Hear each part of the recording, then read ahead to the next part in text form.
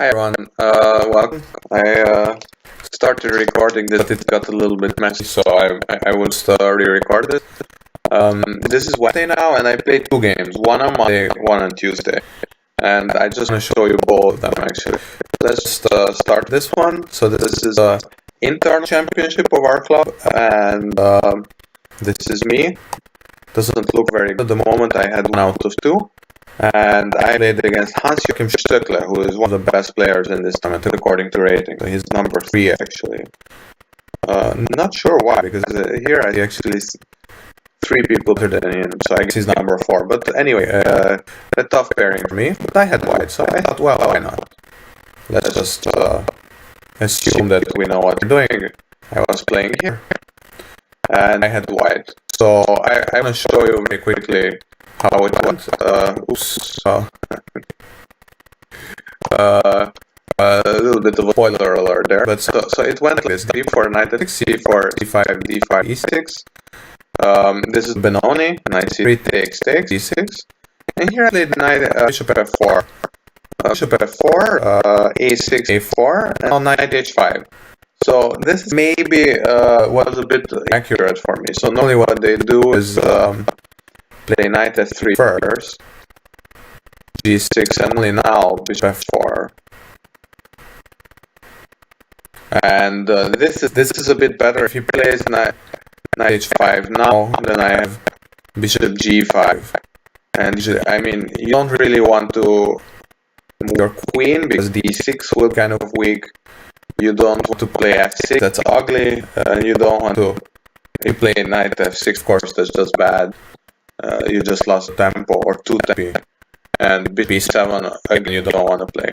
So this would be probably bad. Now, I didn't play knight f3. I played bishop f4 directly, and he attacked my bishop. So now I just thought, you know what? I can come back, and after g6, e4, bishop b7, bishop e2, I'm attacking his knight. So actually his knight has to go back. And now after f4, I thought, well, this is kind of winning a tempo on this line. So this is kind of the main line, right? And here usually you start with bishop e2 and then knight f3. Now in this position, if we king a6 and 4, rook e8, he played rook e8 himself. But I actually have this bishop e2 move extra, and now I have the move. So actually I won a tempo. But the question is this bishop d2 actually help me? Because a lot of the Benoni is covering this d5 pawn. So I'm actually not sure. So I played bishop, queen c2, and he took on e4. He thought, so he can win this piece back. The question is at what price? Takes bishop f5, bishop d3, covering again. Queen e7 was also possible, but he took, and now queen 7. So he's piling on this bishop. But I found actually the best move here. Knight e5. h6, knight e6. I'm kind of blocking, kind of putting everything on the e5, but he can only take one piece at a time. So e take, f take e, castles, and now suddenly, this is a great position for white. You can see it's 2-1, but it's really great. I have a kind of a huge attack now. So his king is out in the open, more so than mine. And what exactly is he supposed to do here? I have the 2 bishops. I castled already. So I have a development lead. His king is out the open. It's a totally open position. I have both the bishops. So I have a great position here. Bishop d4 check, king h1, and now he played queen g7. So I thought that's fine. I can take this for 1. Now I have equal number of pawns. He can't take because I played bishop d5. I'm attacking also b7. Now this is the sad part. He played knight c6 and offered the draw. And I don't know why. So I was really happy with the position in general. But for several reasons, I was a bit afraid. I didn't very sharp. So I totally missed, for example, this knight e4, and I missed several little tactics here and there. So I accepted the draw. So this is like a super boring game in that respect, and I'm actually a bit ashamed of it. I have to admit. If you ask a computer, this is like a total win. So my computer said this is like +4. So it's really great. It's actually super easy to win this game. So I actually thought, look, I think I'm better here. Maybe even significantly. But I thought it would take a lot of work to win. And I wasn't actually convinced if I can win against this opponent. Not very good. You need to have you're kind of you need to trust yourself and so on, and kind of fight on. But I just didn't feel like hanging on. Not the decision at all. So let's go the main line of the computer is bishop takes g6, and now so if you don't take with the rook, then usually you have like some kind of a bishop f7 check variation. So let's you take just for the sake of the argument. So what I can do now is very easy. Queen e3, threatening to take the knight, the rook. Actually d5 is the best. I will show you maybe why. So you take. Now when queen g6, f5 of course. You have knight e7, and this is a bit better because now I need to trade queen as well. But I mean, look at the decision. This I wouldn't say I would win this against Carlsen or something, but I can definitely win against him. I mean, no offense, but like this is still winning. I have two rooks, so I have an exchange pawn on first of all. I have this super strong pawn here, and I have two rooks in a totally open position with open files, like open files everywhere on board. He can't keep my rooks out. This game would probably last like 7 more moves or something. It's like super sad. I didn't realize how easy it was to win from here, so simply I thought, well, maybe bishop d5, maybe bishop c3. Actually, if I play one of those moves, I still have a large advantage, but not that clear. So bishop takes g6, I thought it's a bit greedy, but actually it's super obvious. I can still win the rook. So takes 6, queen e3. If he just takes, it's even better. So f5. Let's say, yeah, if he moves here, yeah, I can take with this card here, right? Let's say he moves here like he does. I mean, look at this. With the queens on, it's even better for him. Yeah, I'm basically making him. It's a terrible way to make a draw. Really, really sad. And I'm totally ashamed of it. And let's see how the other went. Do I start the new game?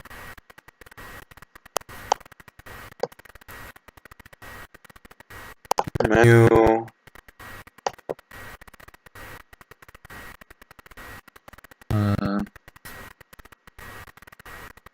There's probably a very easy way of doing this.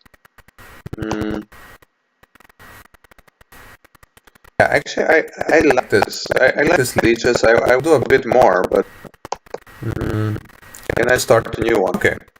Okay, so now I was actually black. So let's see if I can turn around the board. Flipboard. Yeah, there you go. So he played e4. Oh yeah, just very quickly. This actually the tournament. This is a little bit far ahead. This is round 5. So basically, both of the tournaments operate under the same assumption. There will be 7 rounds, and kind of spread around the season. But this is spread around kind of more tightly. It's not spread around that much. I played against Raymond Schott. He's 1898. The FIDE is even higher. And I am here. I actually have 2.5 out of 4. And I played against him. Who actually has points. This is Zirk Einzelmeisterschaft, another long word in German. It means like zonal individual championship. Okay, well, that being said, you can see there are some pretty strong people also. That said, let's see what happens. He played e4, and I actually found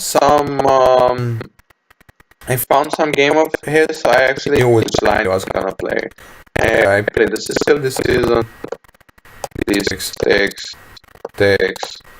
takes, knight, a6. This is the Najdorf, g5, e6, f4. It's all mainline stuff. Bishop e7, queen f3, h6. It's kind of a rare variation, but it's totally respectable. Bishop h4, queen c7, on castles, bd7, bishop d3. So this is kind of starting position of this variation. Not a lot more that I know about it, but how do I get out? Yeah, from here. Okay, bishop d3. The whole idea of this variation is the following sequence of moves. g5 takes. He should take, otherwise I kind of destroy his center. So this f4, e4 center. And I'm not obliged to, so he wants to attack in the side, but I'm not obliged to castle there. So he takes, and now I have this little German word again, Zwischenzug. Intermediate move, d5. Now, wherever the queen moves, he moves here. I have knight g4, and suddenly this pawn I can basically always recover it. And he played h3. This is a little bit rare, but it's possible. Actually, we can check out what's going on here. H take g5 is what I did. Yeah. H take g5. Actually, it's funny. This is just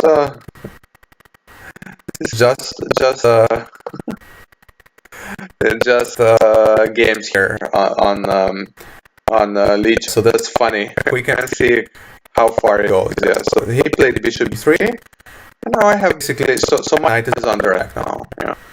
I have two ideas here. Yeah. As you can see, knight f6 or knight takes d3. Probably knight f6 is the best, but I played knight takes d3 check. And knight takes d3 check, I thought, well, there's no way he's gonna take back the pawn because he doesn't want to be on the c5. But of course, that's an illusion. He just took back, and now I need to do something, right? My knight is under attack, so I came back here to e5. And now it's kind of worth taking stock. Wait, what did he do? He played... I have the notation, old-fashioned stuff. Knight e5. King b1. And now I play bishop d7, and now you can kind of see what's going on, maybe. That I have this kind of weird position, but actually the whole position is very harmonious. So just as an exercise, this is what I was doing during the game, actually. Look at all the squares. So can you see any square that I'm not covering? I'm covering literally every single square. Except 7 actually. Yeah, I actually figured that out. But and a lot of the squares I'm actually covering doubles. Look at this. This rook takes care of the h5, right? The knight is very strong here. I mean, it could be driven away later with the d4, which is part of the reason why knight takes d3 is at least suspect. This bishop covers d6, this bishop covers e6 in case he wants to stack, right? And covers this diagonal, right? The pawn covers e5. These two pawns cover everything here, f6 is covered by the bishop, and so on. So everything is covered. How will he get in? I don't know. And but I actually made a silly mistake. So let's just go on a bit. c1, actually we're still in kind of own territory. Queen a5, knight b3, and I went back to, and this is my big novelty, was queen went back all the way. Probably not the best idea, but there you go. queen d8. Now he played d4. I played g6. And now, I mean, the game kind of continues. Yeah. So queen f3. So he's looking at f7, right? f7 is his kind of goal. And what I should do now is start with my normal play, b4, b4, e5, b4, a5, a4. So this knight is a bit weird here on b3. He doesn't really do anything. He has the center, that's true, but I can cover everything and break out using these queen side expansion. So my king will probably find his best and safest places here on e8. He's covered. To the extent it's covered, but it's covered very nicely with 3 or 4 pawns and this knight and these 2 bishops. Everything is covering the king. It's very hard to get in. Okay, knight, queen f3, and I put the knight a4, and I actually offered the draw. The other game also lasted 21 moves. I thought, well, you know what, it's such an unclear position, maybe he doesn't feel like playing it. And if he doesn't feel like playing it, I sure as hell don't feel like playing it either. I was like super exhausted from yesterday's game, even though it didn't last for long, but you know, it's just like 2 games in a row. So knight h4, and well, he said, yeah, let's just play a few more moves. I was pretty sure he wouldn't take it, but I thought, well, it's not rude to ask once. Like, I wasn't gonna ask him like 15 times. Queen f2. Queen f2. I played rook c8, so actually e5, a4 is an interesting plan as well. But I mean, rook c8, you can't do too much wrong with it. c8, rook h1, so he's attacking now f7, and I cover it. The computer, by the way, sometimes wants to castle short. I'm not one of those people, so I'm not gonna castle short now. I decided, kind of, well, it's decided by the rules of the game. I'm not gonna castle at all. So let's see what happened. Queen e2. I'm actually like kind of shopping around. I wasn't sure what I'm doing. So I mean, other than this b5, b4, there's not much to do in the position. But I decided against it. I thought, I'm actually not sure why. So what else can I do other than b4, b5? Not much. And in the meantime, I can pile on the f file. And I didn't want to play like f6 weakens my king position along this diagonal. So, which actually here, you know, queen h5, he's already kind of piling on here, right? Knight f4. He can never really take here because if he takes several times, I can play bishop b4 at the end, bishop g5 in the end, and kind of skewer the 2 rows against each other. f4, queen f3, knight d6 after repetition. But I mean, I was pretty sure he wouldn't take it. Rook c2, so he wants to double on c file, or triple on the c file, f file, sorry. Oh, I decided this move, which is actually a pretty bad move. So he can take, and then the whole thing becomes a bit messy, but it would be just good for him. I have these double pawns. His position is more active, so it will simply not work. But he decided against this. I'm attacking the rook. I thought, well, maybe I managed to keep an eye on f1. Bishop c4, knight d2. So I was gonna play knight f4 and bishop d3. Of course, he wasn't gonna allow, but there you go, knight d2. Came back and now decided, okay, that's it. It's go time. He takes now. I took his rook. There is some kind of potential here on d6. It doesn't work, so I just took it back. I took it back, and now it's already a bit uncomfortable for me. I take b5, d3, attack b5, queen b6, king b1. I thought, well, maybe I can bring my rook around, but now he plays knight b3 again. And this is where I made the worst move I've played. Well, definitely I've played this season. If you don't count the accepting the draw from the previous game. B3.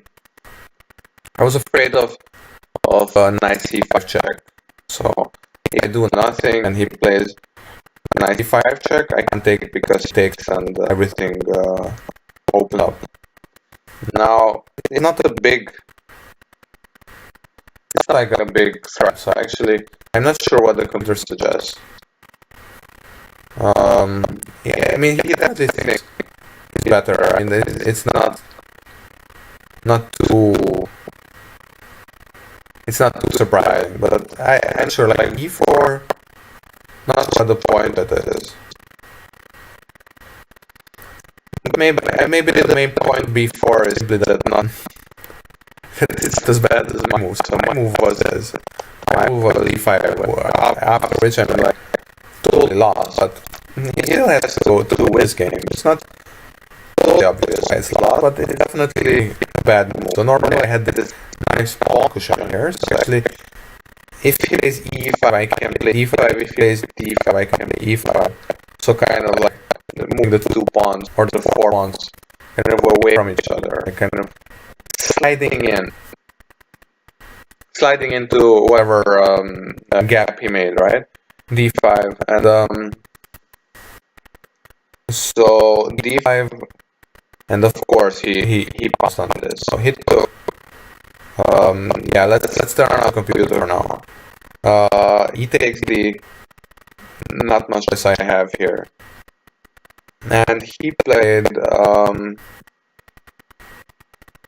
rook e2, kind of covering e6. So now he can come queen f5 check, and I can put my queen in the middle. So I did f5, which is a bit of a funny move, but what else can I do? f5 with the idea of playing f4, maybe like shutting out his bishop. Now he played bishop e5, I think. Yeah, and again, it's a bit unclear what I can do here. He will play like knight e5. He can come in with his queen in various ways. c7 is a problem. There's lots of. I'm actually not sure what the computer is just here. f4, yeah, that's interesting. f4 was interesting. Yeah. Now what I did was definitely. This is again a bit losing. So I played bishop d6. After which, yeah, you can see what's going on. So I took. I wanted to keep an eye on b5, so I took the k. And now,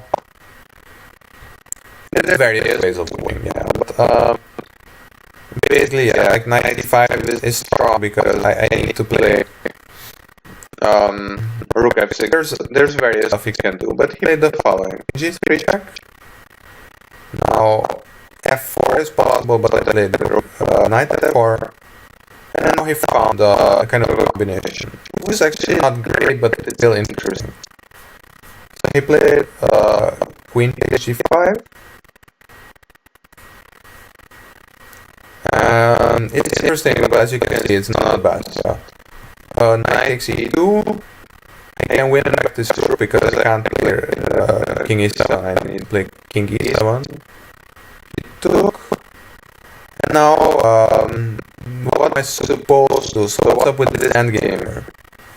If we exchange queens, is that good for me? Is it bad for me? I don't know, but I know that knight d4 doesn't work because of queen g7. So I actually decided on playing super actively. And this is generally a good idea. So queen e6. And now, let's see what happened. Queen e6. Of course, I've seen that knight e5 is possible. He played it a bit later though. Let's see. Queen e6. Oh, by the way, we played with 1 hour and a half for 40 moves, and we got an extra half an hour. Knowing, man.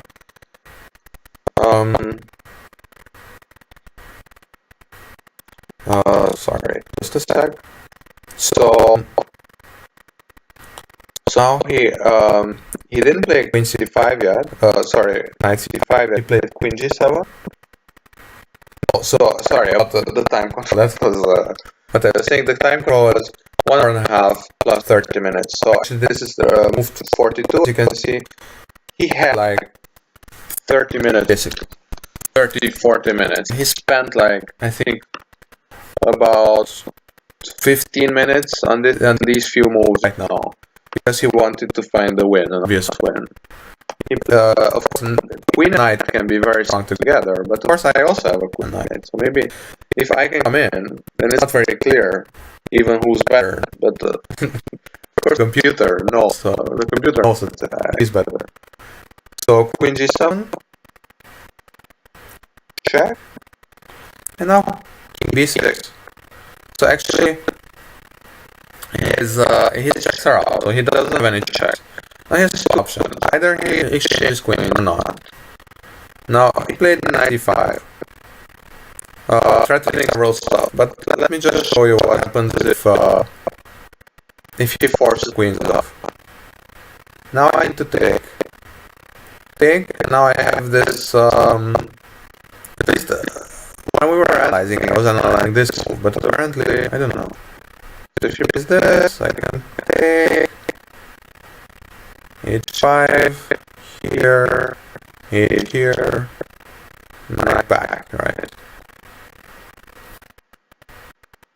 Okay, so the computer thinks like this is like totally winning, so it's, I was surprised by it. Which I'm surprised by it. Knight here, check, comes, takes. Isn't this interesting like this? Knight here, okay, knight back. And now you cover it. This is winning. Okay, if it's winning, it's winning. I mean, I don't know. The idea is that basically you're covering the pawn, and now I can never like approach my king because my knight stuck back here, and then you can just waltz in with your king and take pawns. Oh yeah, that's actually an easy way. All I calculated the table was that I can still catch the pawn with this. But I didn't realize that he just comes and he can protect his pawn as well, and then kind of the backup coming like the king. Okay, so but he played this. Now, well, I was never gonna play queen c8 with the computer saying. I played knight c3 check, so this is really like sacrificing the knight just to give a bunch of checks. I thought, well, at least I have some chances there. He took. Yeah, let's just turn this off for a second. Queen e1 check. He played. Sorry. 45. Queen b2. Queen here. King here. Another check, and now he has this move, right? King b4. I actually thought, while I was calculating, trying to figure out if he can escape or not, I have queen a4 check, which is, in this case, it would be mate. Of course, this is not allowed because the knight is here. I totally forgot about the knight. Well, I was calculating, but, you know, I still have this check. Now this knight blocking a check is a famous way of stopping checks. But now I have this move. Queen takes a2, and suddenly it's a bit tricky for him. So I'm threatening checkmate, right? So what can I do? So he has queen f6 check. I move, right?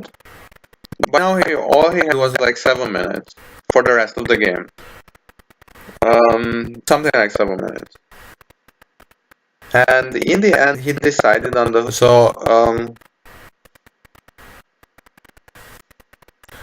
actually, I think even the computer thinks it's a bit unclear here. So 1.5, like, this is various little things that he can do, but it's all a bit unclear. So I don't know, c5. Let's go down the rabbit hole here. Yeah, or it says that it's drawn now suddenly. So queen b2,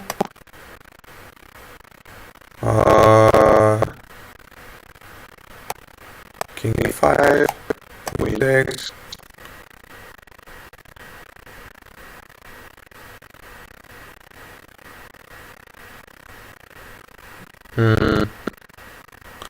Now again, for some reason he finds it a win or not a win, I don't know. But the main idea is that why wouldn't this somehow draw? But if I go down, it's not. I don't know. The main point is this: we are not computers, and I was very happy that we got an unclear position after a totally losing one. So let's just go on a bit. He didn't play knight c5. He played king c5, giving another knight. So I could take it direct, but I decided to take everything with check. So I gave a check. He took which one? Sorry, this check. This one. And as you can see already, the computer already thinks it's basically a draw.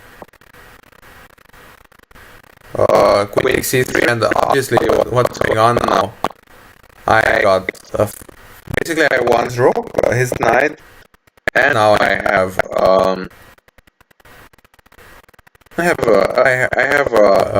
pawn. So that's pretty awesome actually. So pass pawn, I thought like no, I'm drawing this game now. That's awesome, right? So I thought that's pretty awesome. And now, actually, yes, we did draw this. After a few more moves, yeah, I kind of made the math out of the notation. I was so happy. I think it was this. King takes, yeah. I don't know. Queen e5. Queen c7. Oh no, sorry. Okay, this is just a misclick. Queen c7 check. King f5. I have various stuff. I think this is how I done it. Queen c2 check. King f4. King here. Yeah, this is not exactly how it went. There you go. This, and I played Queen c8 check, and it was at some point it was a 3 or 11, but this shit doesn't really matter. He had about 2 minutes left in the hand, so actually it would have been impossible to just try to flag him, but this was like a long game, so he has various legal remedies as well, so he can offer me a draw, and if I reject it, he can add time his clock. It's one of the tricky new FIDE regulations. But yeah, so this was my game, and actually this game lasted almost 4 hours compared to like the 45 minutes of the previous one. And I really feel a bit sick for accepting the offer and the other one. I was really a bit not really starstruck. I actually felt going into the game, I thought, well, definitely I have some chances against him. Especially that his tournament wasn't going so well. So I thought, definitely I made a shot here. But when I was there, I thought like, oh, that's great. This is like a sure draw. Great, you know. And I really thought like it would take a lot of work, you know. And my opponent from yesterday, so the second opponent, he knew it was gonna be a lot of work, but he just went on, played it anyway. So this was the position.